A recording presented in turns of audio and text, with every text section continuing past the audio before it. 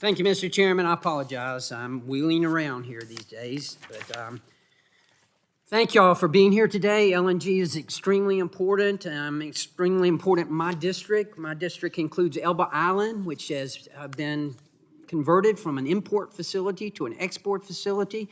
Right now, we're trying to increase the amount of export that we can do there, yet this administration is stopping that with what I consider to be, and many of my constituents consider to be, poor policy and poor planning. Look, I believe in climate change. I'm chair of the environmental subcommittee, and I believe in climate change. I served on climate change, the Select Committee on Climate Change. I represent the entire coast of Georgia. Environment's extremely important to us. I get it. And I do believe that man has an impact on it. However, I do believe it's cyclical too, and I believe we have to take an all of the above energy strategy approach to this. LNG, and look, this is a global problem. We all understand that. I don't think anybody disagrees that it's a global problem. We have some of the cleanest gas here in America, and yet we're going to stop sending it. This is another example of the administration picking winners and losers. So I'm baffled by this, and of course, I don't understand the economics of it. I don't understand the environmental impact of it, of this decision. So we know that this is probably more than just a pause, and we know that the ultimate aim here is to end LNG exports.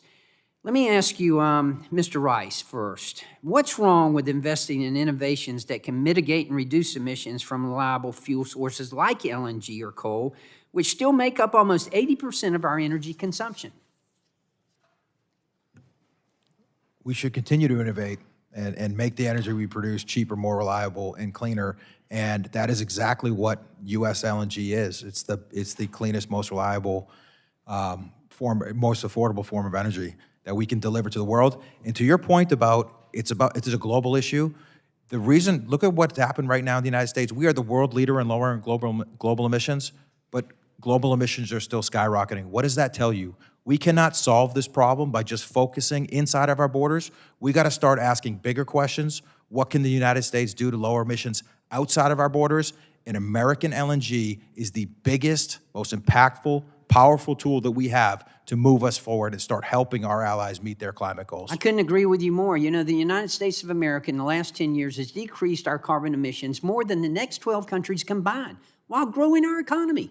And I'm often critical of the fossil fuel industry because I don't think they do a good enough job of telling the public the innovation and the progress that they've made. And they have made great progress. Emissions are down with fossil fuels, and they need to be telling that story. And I think they're selling themselves short with that. Mr. McCown, let me ask you, what's wrong with investing in innovations that can mitigate and reduce emissions from reliable fuel sources like LNG? Well, there's not. In fact, we should be doing that, and we're starting to do that with carbon capture technology for difficult to decarbonize industries. We have both the government and the private sector has added to reducing methane leaks and emissions and has done a pretty good job. Despite some of the earlier testimony, methane CH4 has gone down. It has not gone up, despite added production. So we're on the right trajectory. The question is, what is a realistic pathway to net zero that can be sustained without ruining the economy or destroying our national security? A transition period is not overnight. That's a great point, and I appreciate you making that. Let me ask you, and go back to you, Mr. Rice. What's changed? What's changed since the last LNG studies that were done in 2018 and 2019 to warrant the Department of Energy to reconsider exports? There have been some changes.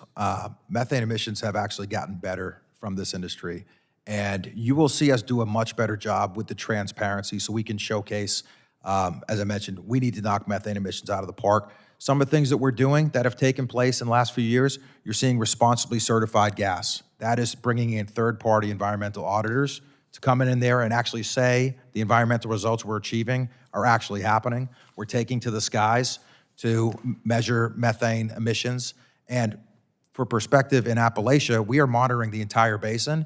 And just to give some people some color on that, we are going to be monitoring for methane emissions across an area the size of France. We take this very seriously, and then we'll end by providing full cycle carbon intensities from the time the gas comes out of the ground, through the pipes, through the downstream facility, to the doorstep of customers. We'll have a full cycle carbon intensity score. These are going to be the things that we need to do and showcase in the environmental communities to address their concerns over methane emissions. Great. Well, thank you all for being here. Mr. Chairman, thank you very much for this great hearing today, and thank you for allowing me to wave on. Thanks I for yield being back. here. And